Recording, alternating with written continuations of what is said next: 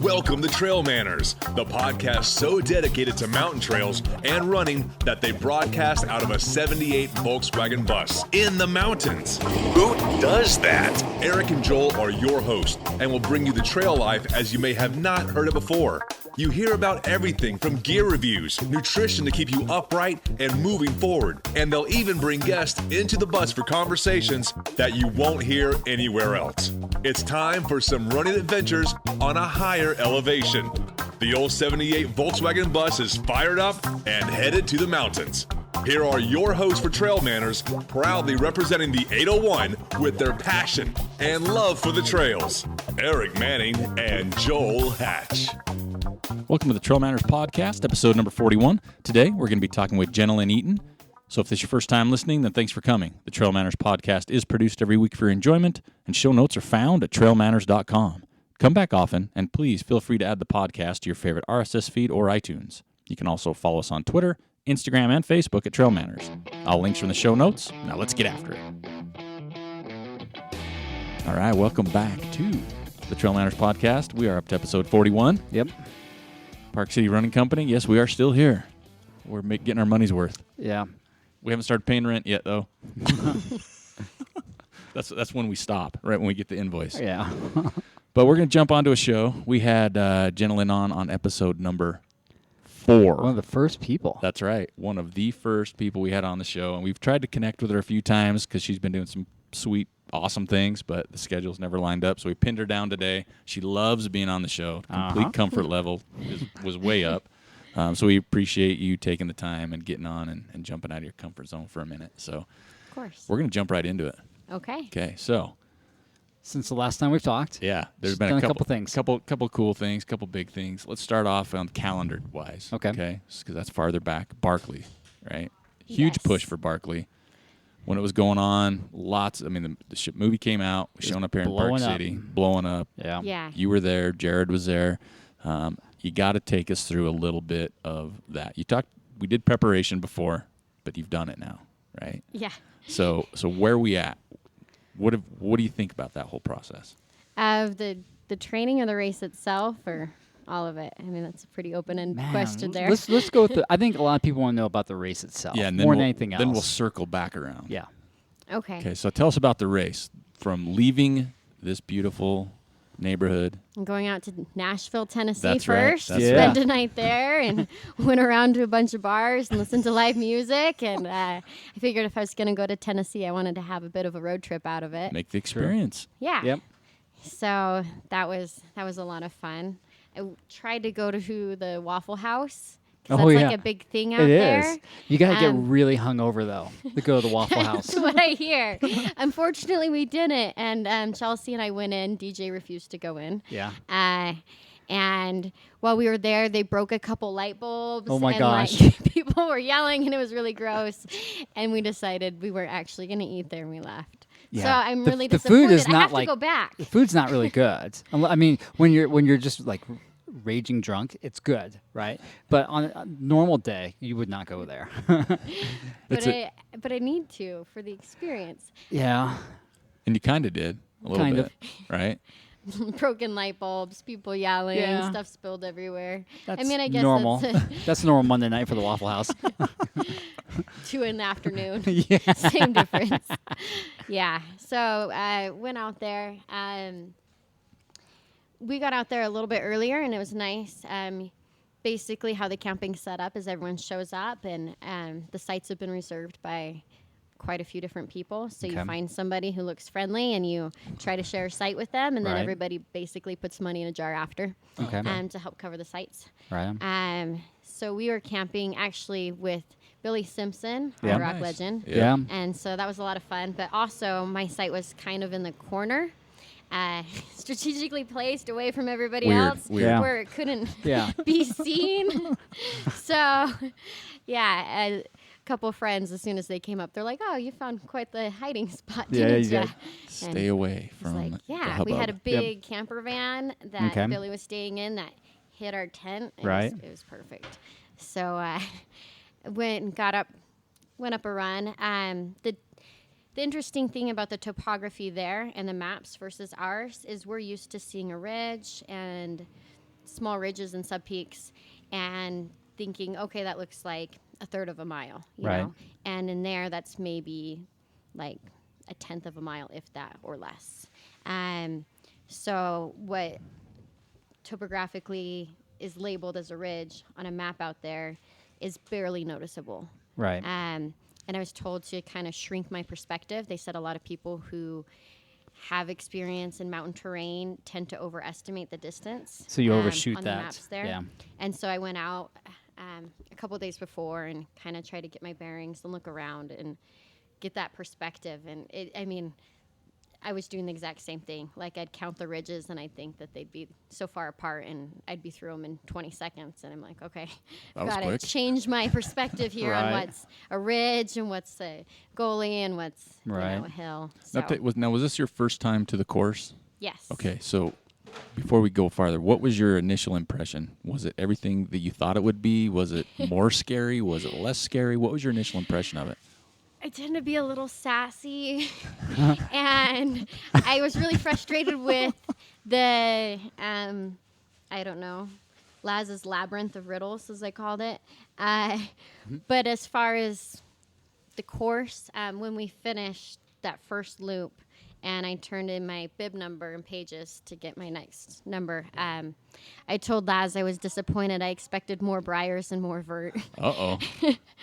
And he kind of scowled at me, and I was told I should never say such things and not encourage the man. But I really had anticipated more briars and vert. But I kind of like to overestimate things so that way I can train appropriately. And be prepared for it and everything else. Yeah. So how did the whole race unfold? Because a lot of us that have never been there, we just see the movie or hear the stories or read blog posts or listen to podcasts. The whole, is it what it looks like in a film? It is. But the community aspect is far bigger, I think, than could be anticipated. The beautiful thing about Barkley is it forces you to pay respect to those who've been there before. Okay. You cannot do the course without prior knowledge, assistance, help from vets, etc. I mean, Brett Mwaney is going to be the finisher who's closest to finishing alone, but even then, he was emailing Frozen Ed for 9 months before the race. Wow. Daily emails, questions, etc. And he details a lot of that in his race reports. You have to rely on those who've been there before. And it's nice. I mean, a lot of races are still like that. Hard Rock still has that community where there's a lot of respect for those who've been there for 10 years, who volunteer, whether or not they were race winners, there's respect. And a lot of that's being lost, especially as younger and younger kids are coming out, winning races, running fast. Right. You don't have to pay respect to those who've done the race 20 times. You can just show up, run Wasatch, win it, and go home. And the cool thing about Barkley is you can't do that. You have to talk to the people who've been there, or you're not going to have the best shot at doing it. Right. And so when you get there, I was studying maps and et cetera with those who've been there before. When Jared came, it was really, really sweet of him, and I can't say thanks enough. He sat down, and probably an hour and a half, he went over the entire map with me, every inch of it, and said, this is here, count your paces here, etc. And as we're going over the map, he's got like 3 different media crews asking to talk to him, and he's like, just a minute.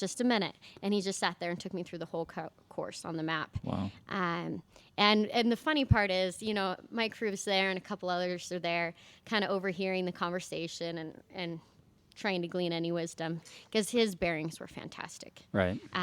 Better than any bearings I could have gotten myself.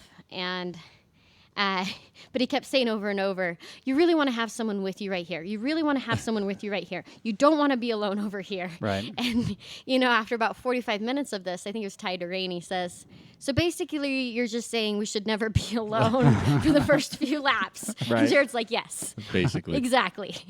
Try to be with somebody. And that's that reliance is critical. I knew that as we started, I had to find a vet to latch onto. Right. And, Jared and Gary took off. Yeah. Along with John, I don't remember his last name, not John Fergie, but the other John. and they were gone, obviously. And so it was kind of that matter of trying to find somebody to pair up with. And the limiting thing about being a virgin at the race is you need a vet.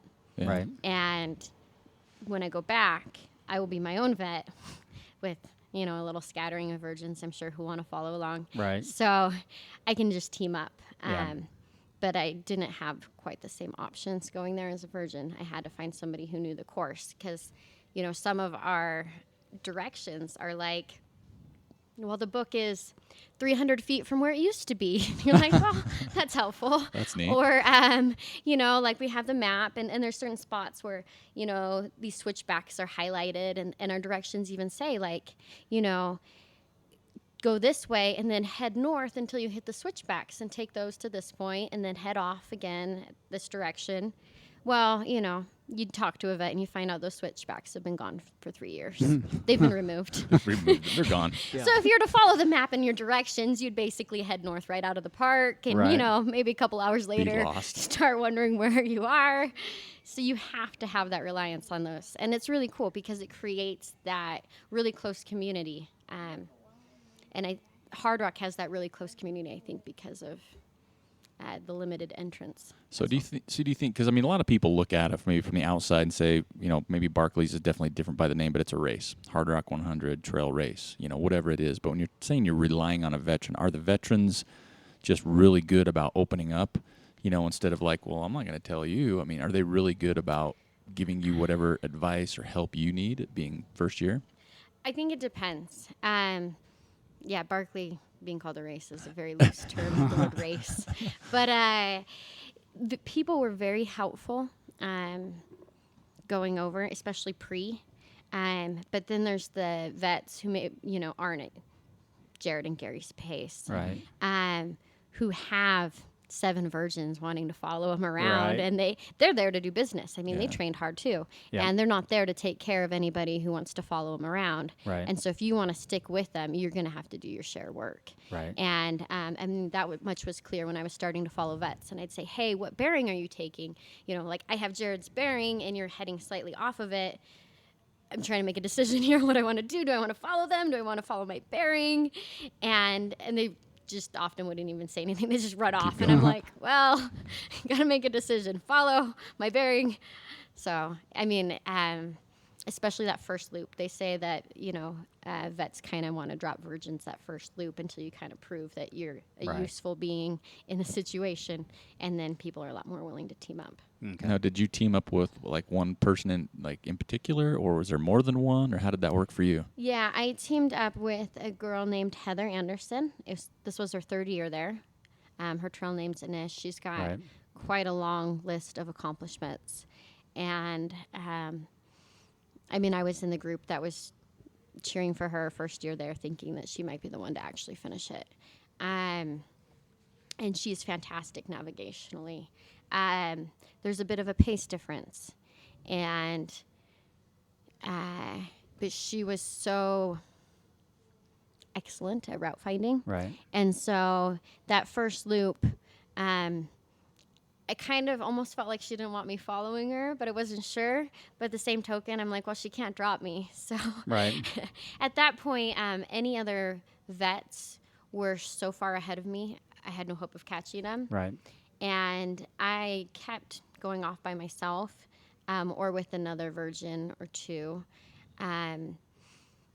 for the first 4 books. And maybe it was by book 4 that I was like, this is pointless. Like Right. I can go ahead and I can get to the top of this hill and I can spend 45 minutes trying to find a book. Right. Or I can slow down and find it the exact same time as them because I'm finding every book the same time. Right. Yeah. And basically just wasting time and energy and miles wandering around looking for a Right. book that these people can just navigate right to because they've been here. Right. Gotcha. So it seemed rather pointless.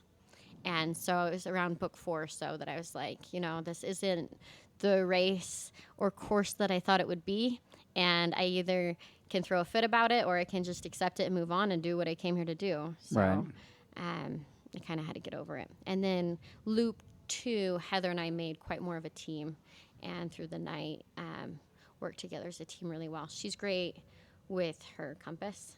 And there's a few times, like I do a lot of tracking, I think just out of sheer boredom and running alone in the Wasatch, footprints. And so every now and then we'd be in the general area of the book, and she'd be like, do that thing again where you're looking at the ground. There's like 6 inches of deadfall. Right. And so there's not footprints, but I could identify crunched leaves and try to find like a where super the book skill issue have. That's right. try to identify, Superpower. Pretend I'm a hunting dog and use tracking and figure out where the book was in the middle of the night when you can't use visual clues. That's pretty neat. That is pretty neat. It proved useful a couple times, made me feel better about. So you Keeping up with proved her. yourself that way. Yeah. It wasn't your fitness. So, but no, she was great, and I couldn't have done any of what I did without her. I mean, Now super useful. to this day, there still has not been a woman finisher, right? Right. So you've already mentioned it a little bit. You said next time. Next So time. obviously it's You're planning. you're still planning on this, Oh, right? yeah. Oh yeah. So the first year, let people know you finished how many loops, 2.5. and then 3. So technically 2, but Technically, okay, 2.5. I'll take 2.5 really though, 'cause Yeah. that's still 2.5. But for people that don't know, it's a 5-loop course that you need to complete, and it's rarely been done, and obviously hasn't been done by a woman yet. How will you train differently for the next time? I won't. You won't train I differently. physically was fine. Okay. I wasn't sore after. My recovery was really short. All of that speaks to the training. Okay. I was, like I said, I was a little disappointed that there wasn't more vert. I had anticipated and trained for more. So physically, I was fine the entire time. Okay. And when I left Heather halfway through loop 2, so 1.5 loops in, I ran for 6 hours, and I was running up hills equivalent to 12 to 1,800 feet of vert gain per mile. And I was able to run, and I had to run or I wasn't going to make the cutoff. But I was able to run for 6 hours straight on that kind of terrain, and figured that my fitness level was where it needed to be. I just needed to run more earlier to be able to have continued. So what we have to do differently then? I mean, your fitness is there, but what do you think tool-wise you would need to do differently in order to I need to team up with someone my pace, and Right I need away. to run harder those first couple loops. So you didn't have a problem with navigation once you kind of got Yeah, the so feel I need for to it? team up with someone who's also good at navigation. Okay. But my navigation was okay. It's really confusing. So some of the spots, you're supposed to hit one knoll, and there's 4 knolls that kind of make a semicircle. Right. And you hear a lot about Stallion Mountain. I got lost at Stallion Mountain. I printed off maybe 30 race reports and read them on the flight out there. And so, I kept hearing Stallion Mountain, Stallion Mountain. Got lost at Stallion Mountain. I nailed Stallion Mountain, and everyone was so happy for me. All this stuff. And so I show up, and I'm going over maps with a guy named Brad, who was super helpful.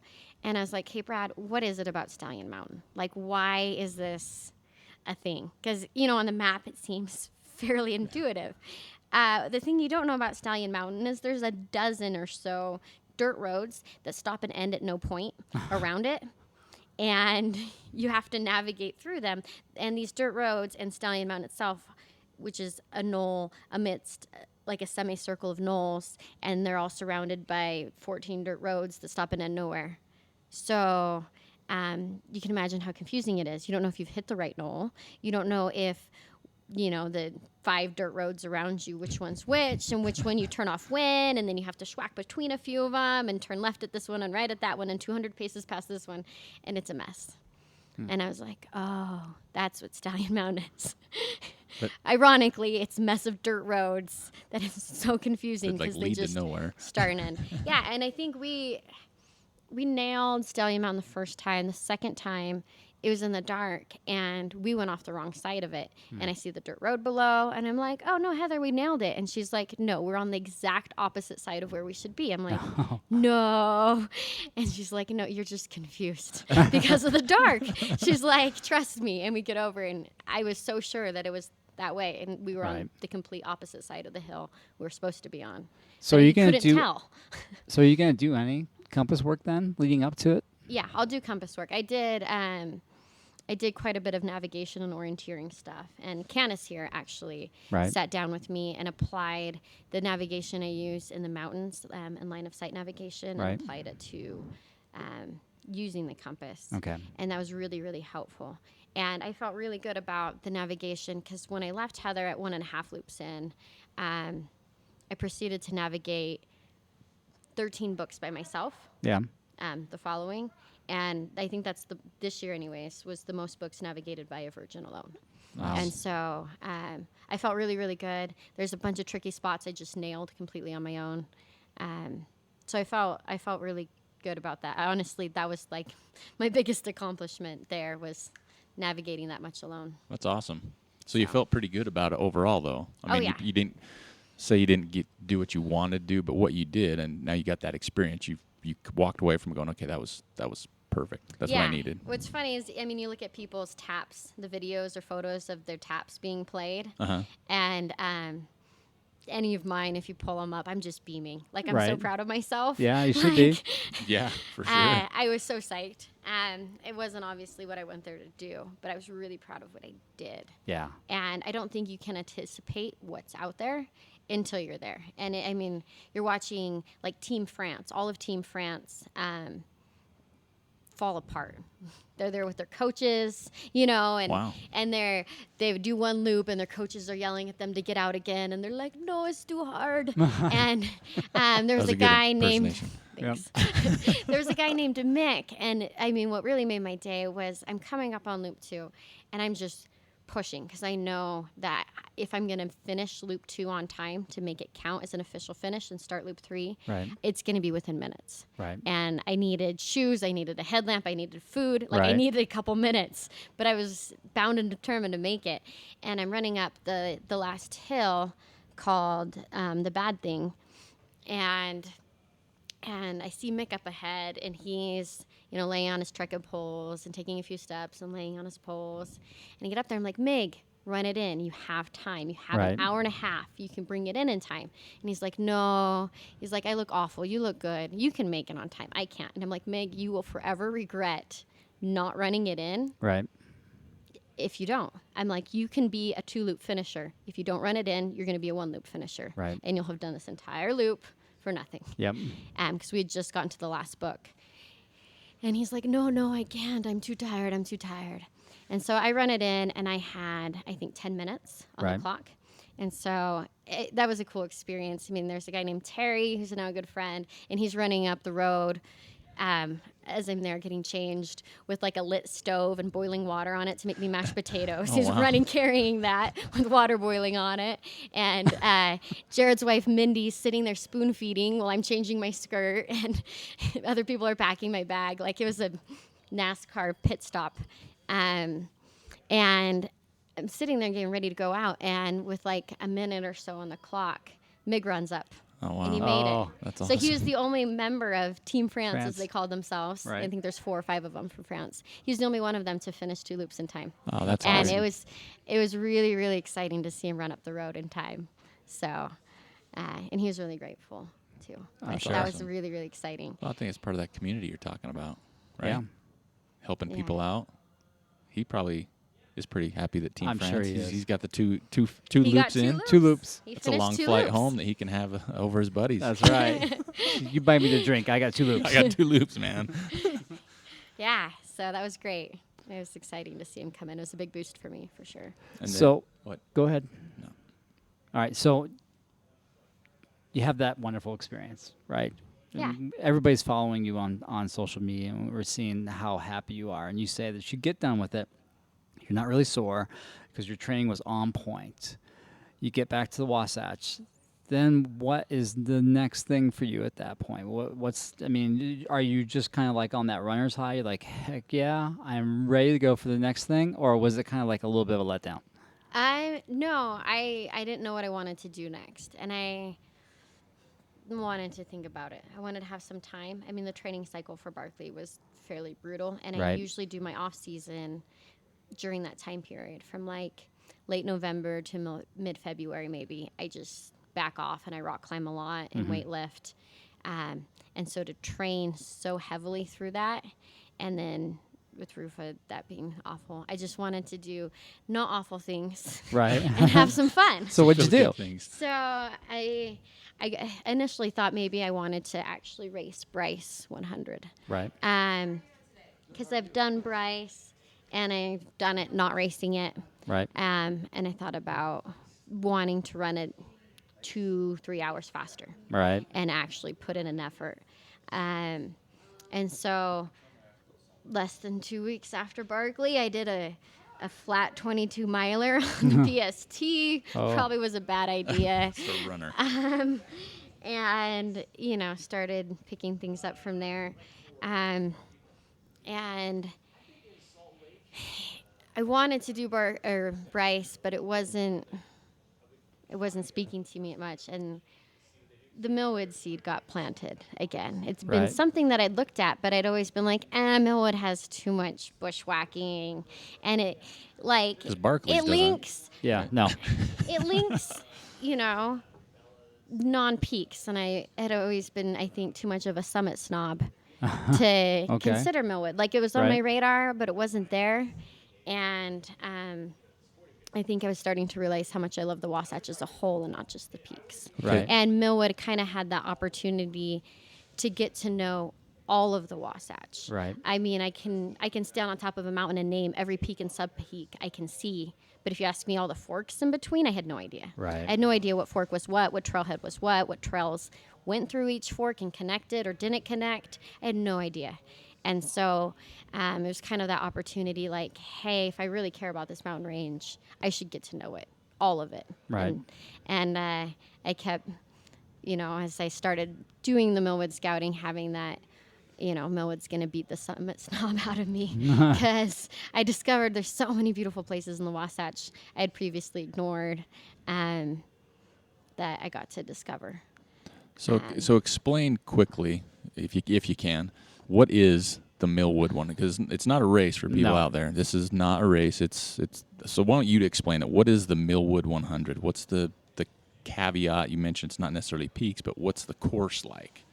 So the best thing I can think of is if Hard Rock and Barkley had a little demon baby, it would be called Millwood 100. That's awesome.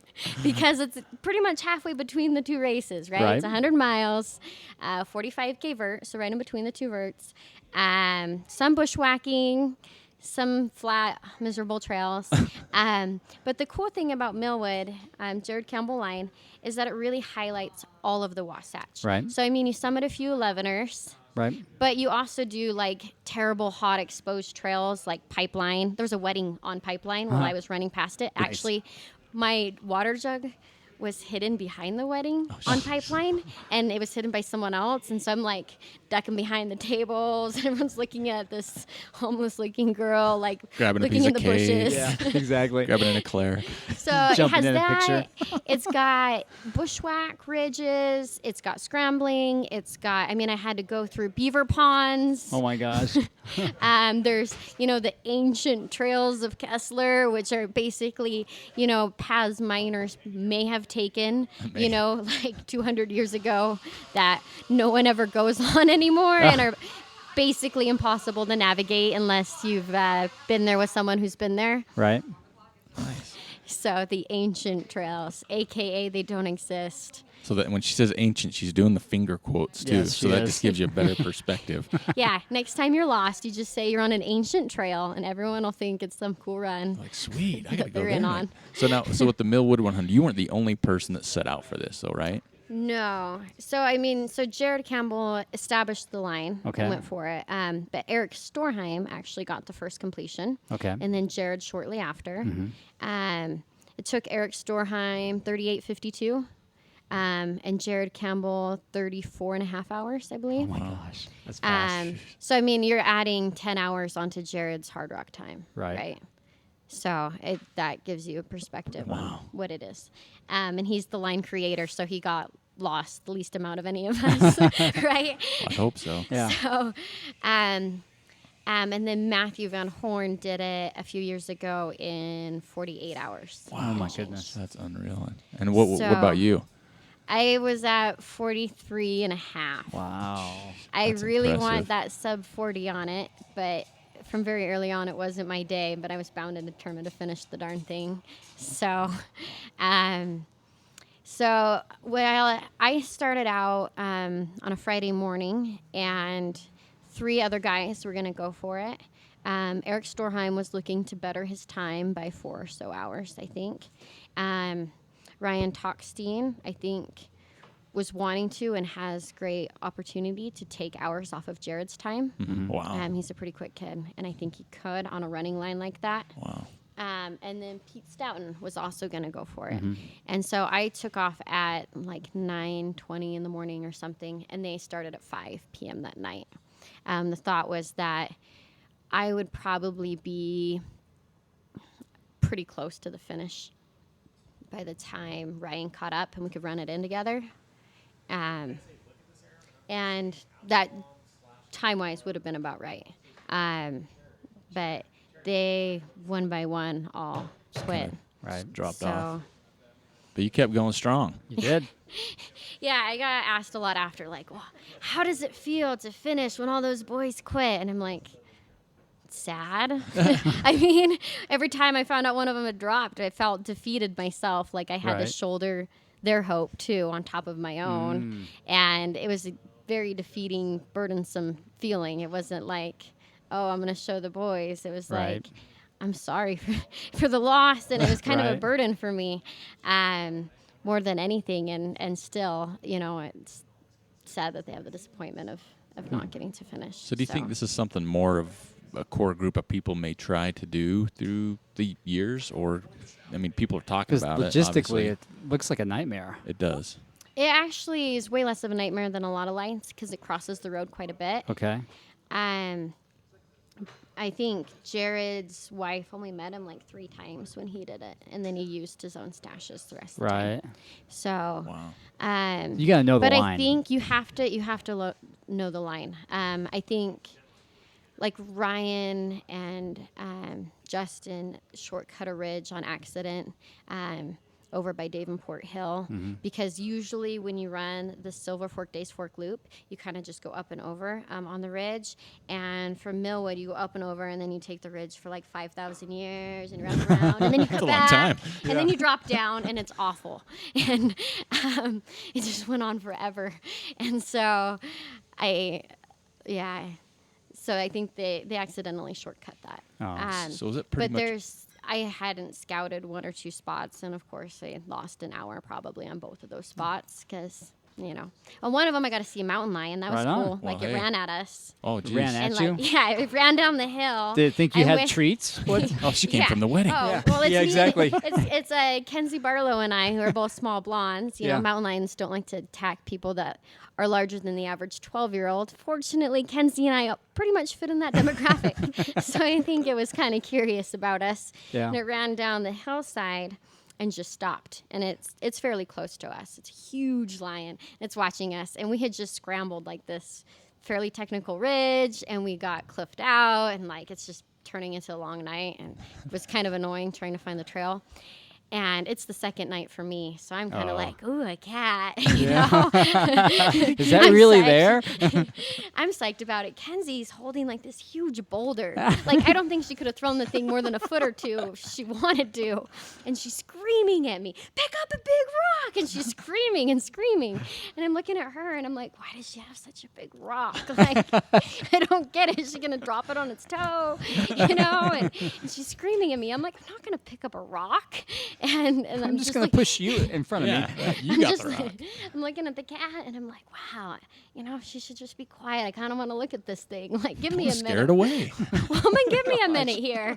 I'm having a moment. And so, you know, we stared at it. She screamed, and then eventually just ran off. But that was kind of cool. So I was pretty psyched about it. I haven't heard that story yet.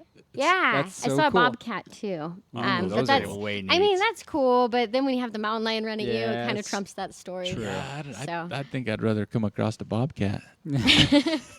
Yeah, as far as changing your drawers goes. Yeah, you know, exactly. I think the size of the change would be the size of the cat, right? Yeah, I wasn't concerned at all because there's 3 of us, and so it wasn't going to attack. So there was you, Kenzie, and the rock. There were 3. Yeah.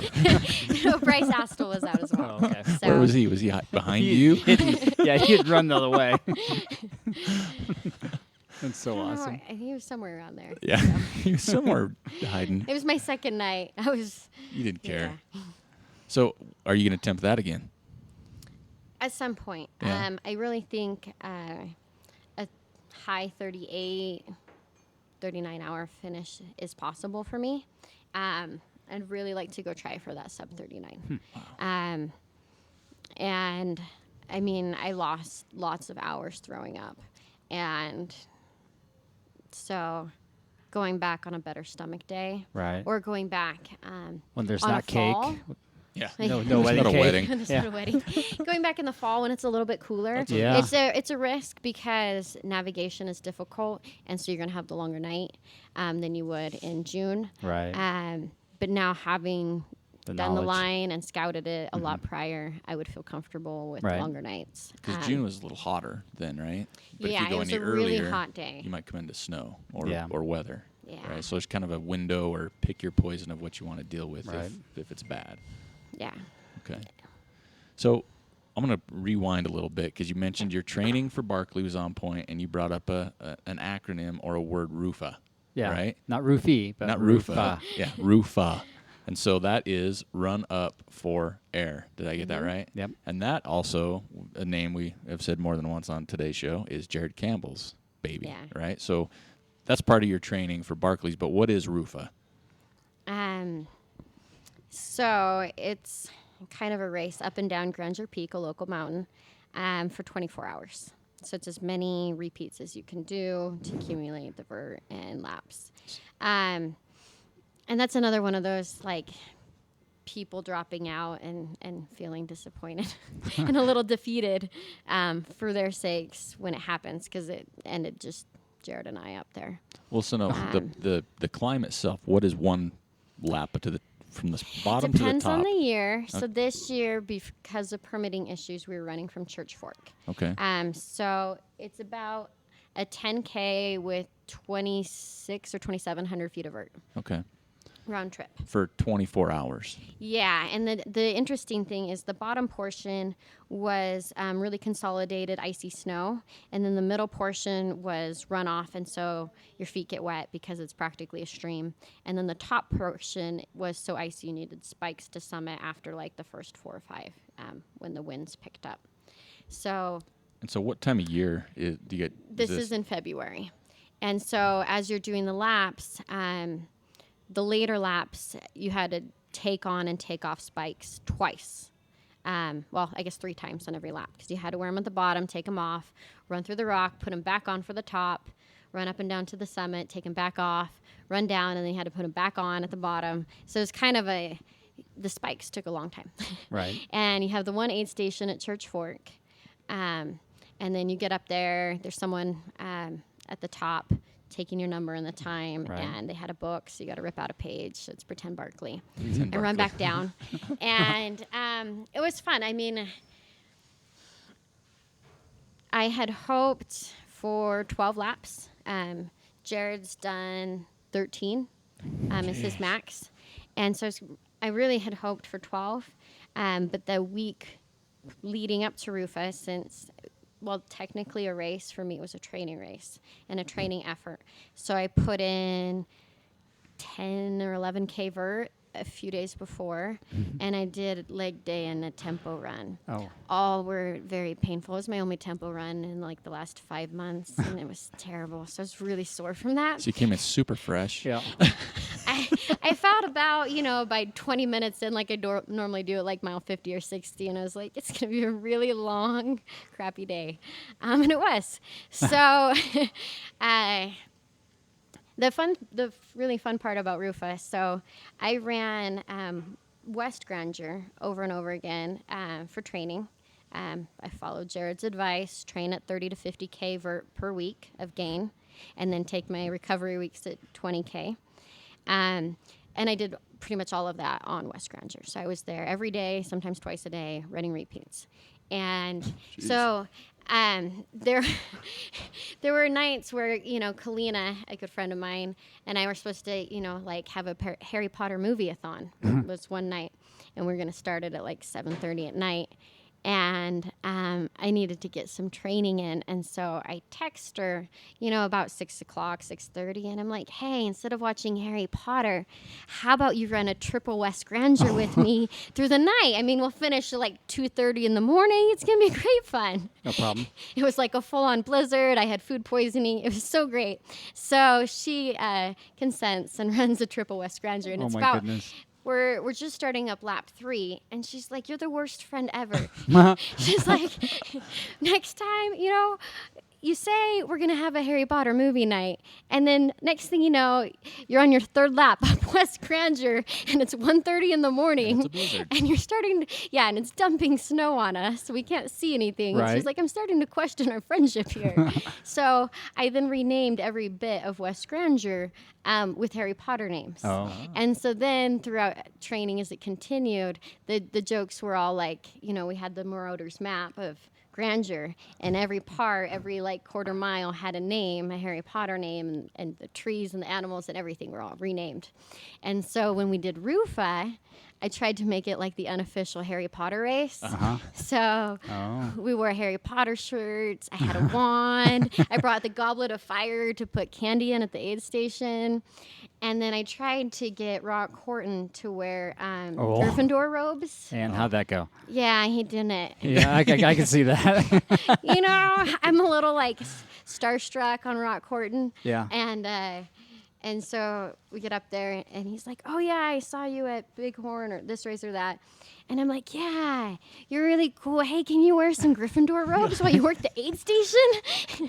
And he's like, yeah, I don't know. And then, I don't know. I think he was Probably kind of like, like, you're what's really Gryffindor? cool. And then I opened my mouth, and he's like, you're really weird. I think that perspective just changed really quickly. You were cool before you talked. That's right. I had like a Harry Potter hat and my Gryffindor socks. Ready for Although, my Quidditch it match. was on par. I did Barkley with the troll pin to my vest. And so, Troll pin. yeah, like I had a treasure troll pinned to my vest. Sure. If you look at the photos of me, there's like a little neon tuft of hair on my shoulder. I wish you could He was all good see luck. Eric's face right Yeah. now. He is really working hard to figure this out. I'm confused. Yeah. So what's the story behind that then, if you can tell us? Is there one? Oh. Or is it just something you Or is- found? You got it at the Waffle House. What'd you No, it was one of a few good luck charms I carried. The troll was on the outside of the vest. No so wonder that way you if I didn't started- finish that second loop. You had like 10 pounds of good luck charms. Here's the 2 horseshoes they gave me. That's right. I had 4 Harry Potter wands.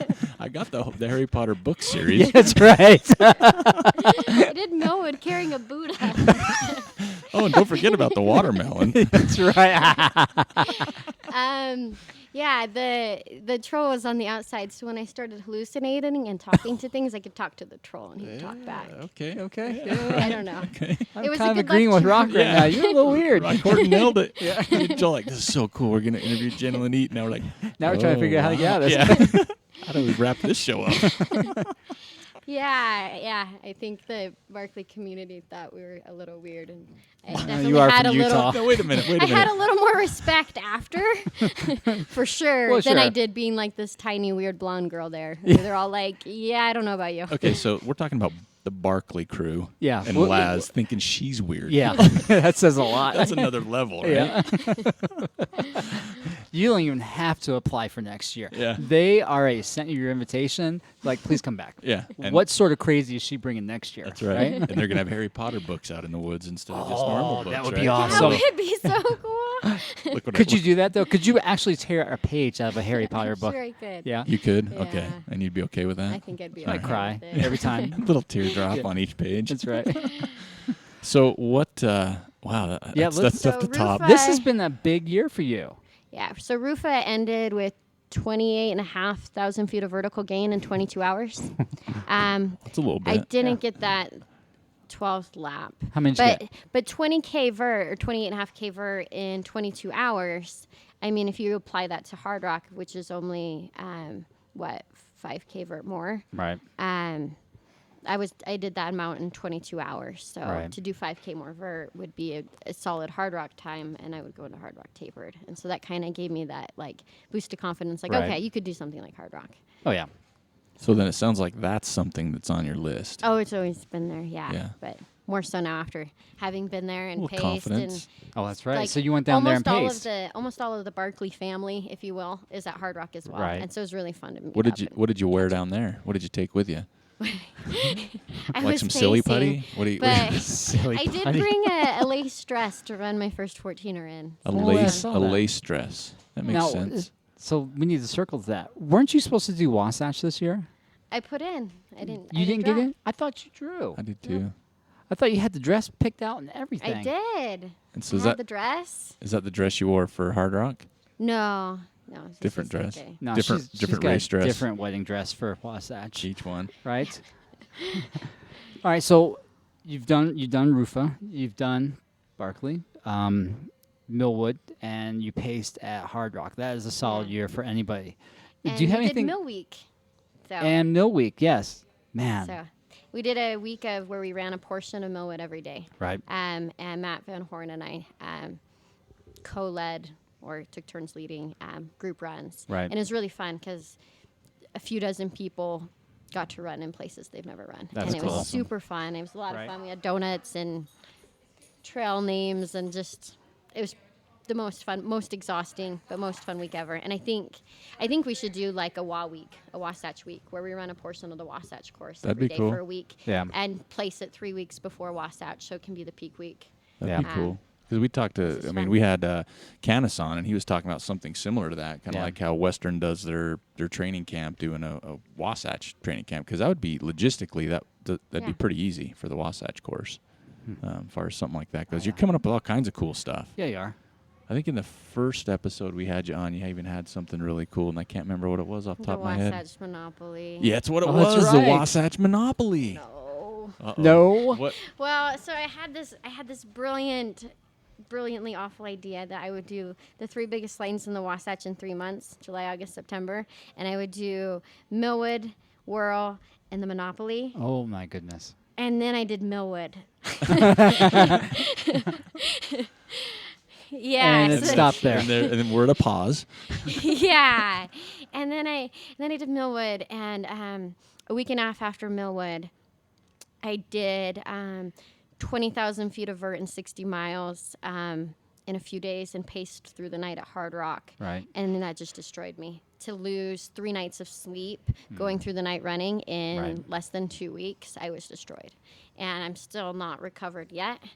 But it also, as I was trying to recover from this awfulness, I started thinking about what I've done from late February through Millwood. So in 3.5 months, I did 3 events, which totaled 110,000 feet of vert that I did. Would have been more if I did more on Barkley, but and then like 105 hours. So I did 3 really long slogs, and I'm kind of not really wanting to slog and or recover from a slog Right. again for a little while. So it's just time. I'm kind of burnt out on slogging for a minute, and this could change in 2 weeks because Sure. right now I'm still sleep deprived. Yeah. Right. And napping every day. So maybe in a couple weeks when I feel better, my thoughts will change. But right now, I really like sleep. Yeah. Sleep's cool. It's great. It's Sleep awesome. is pretty cool right now. Yeah. So I don't know. I still would like to go back for a fast whirl. Okay. But I need a Hard Rock qualifier. And so I think I'm going to do the I'm Tough in September. Wow, that's getting to be quite a showdown up there. It is. We've talked to quite a few people that are going up there. Yeah. Oh, yeah. I'll be there. Joel's heading up there. Oh, nice. Yeah, and we have some friends heading up there, and it seems like we talk to people every once in a while. No, and they're that like, name "Oh, I'm pops going up. to I'm Tough too." I'm like, "Oh, I'll see you there. see you there." Yeah. Yeah, so I mean that's been a decision maybe in the last week or two that Right. I haven't signed up yet, but I think that's where I want to go for my qualifier. It works out since I'll probably be at both Wasatch and Bear, Right. and most all of the other qualifiers are that weekend Right. that aren't full. Yeah. So, but I need to get a qualifier in Right on. because Hard Rock's a pretty high priority, and so Gotta Well, keep that's getting on awesome. that list. Millwood doesn't count. I No. mean, geez. Not yet. Not yet. Yeah. And then I mean, there's been 4 of us who've done it. Come on, guys. It's huge. It's big. It's a big thing. It's practically everywhere, right? That's right. Yeah. Doesn't everyone slog for 40 hours in the Google middle it. of nowhere by themselves Google that no one it if you knows don't about or believe us. cares about? Yeah. And then the last one that we talked about is the Mountain Misfits. Is that still going Still kind of strong? going Our strong? private group is, Right. but we haven't had a Misfits night. My schedule's been really chaotic this last half year. Summer and gets busy, Yeah, things just in general have picked up right? life-wise. And Okay. so we haven't had a Misfits night in a while, but we Okay. have had a lot of people sharing stuff, both Okay. original works and not, in our group. That's good. But we need to do a Misfits night soon. Because Canis was mentioning when we talked to him that you'd probably do some like poetry slam or maybe doing some rap, you know? I'd like to see that. Yeah, so I think we'll have a show on that where we'll just have you come on and bust some raps or That would be do so a cool. little poetry slam intro to the show or something. There we go. Totally, we're gonna have her do that. Well, what else? I could do that. Anything else coming up besides rest and maybe I'm Tough, or you just kind of winding down? I'm and planning on I'm Tough. I would really like to do a fast whirl. I just don't know. I might have to do it after I'm Tough. Yeah, because that's coming Because up otherwise fast. I can't train. Yeah. I thought I could do Tushers and I'm Tough. Oof. And then I went out to Hard Rock. And I paced all night, and then the next day we ran a couple mountains, and I tried to nap on the trail 5 times and kind of had that slap in reality, like I'm not recovered, and I could do both, but I Right. would feel awful at both. Yeah. Yeah. And I'd rather feel good at I'm Tough. Sure. That's good. That's a good place to feel good, Yeah, or it is. have a chance to feel good. So All right. I don't got anything else. Yeah, is there- I'm happy with Harry Potter. That was awesome. Yeah, that was the trolls and good Troll- luck that charms. made the whole and show. Everything. my good luck charms, yeah. Yeah. I had a Buddha at Millwood that Chelsea gave me. How to big was this carry. Buddha? yeah. You know, it was You're- maybe you're like 3 your inches height? tall, but it was actually really heavy, and so I debated on it. You know, 3 inches Ah. tall and 10 pounds. I started with a seriously. hydration vest and ended up with a backpack. Yeah. yeah, but I took it with me, so it was good. We appreciate you Yeah, coming on. we do. And it's It's super fun. cool to hear your stories because you do. You're always into doing something cool and different. Yep. You know, and I think that's a lot what it is because there's so many things out there that people do continually. So to do some things that are a little different is super awesome. So Yep. Cool. we love to Good. hear these stories. I mean, as you can tell, we've had fun. Yeah. We hope you've had fun telling us about your trolls and your you know Wands. Yeah, wands or whatever. Whatever. Oh, Joel's face or whatever. I think I'm so weird. No one That's thinks because you that. are. But in a really endearing way. Yeah, right. So maybe we'll come up with a good luck charm, something really lightweight. Oh, yeah. We got to think of something for her to carry it. I'm Tough. Something. Yeah, Joel's That got could the be I a need contest. something- That could be its I whole would Trail love Manners it. contest. it has to be meaningful. something lightweight and meaningful. Lightweight, Yeah. meaningful, Harry Potter cool. related, maybe. Maybe. No, Maybe. we did a Harry Potter race. We need something different. Something different. Yeah, I bet we could come up with something. I think you should. Okay. I got let's some think about ideas. it. We'll come up with All right. something. Thanks for coming on. Yeah, thank good you. luck. And if I'm Tough goes in the books like it sounds like it is, good luck with that, and Yeah. we'll be following you. All right. Have a good one. Thank you for listening to the Trail Manners podcast. We'd like to thank Jennliyn Eaton for joining us today. We'd also like to thank Park City Running Company for letting us come in and take a seat and make ourselves at home. We'd also like to encourage everybody to follow us on Instagram, Twitter, and Facebook at Trail Manners, or you can swing by our website at trailmanners.com. Stop by the store page for some cool gear, or hit us up on the contact page and let us know what you want to see, who you want to hear, or if you would like to be on the show. Until next time, this is Eric Manning with Joel Hatch reminding you, you don't get what you wish for, you get what you work for. Now go get it.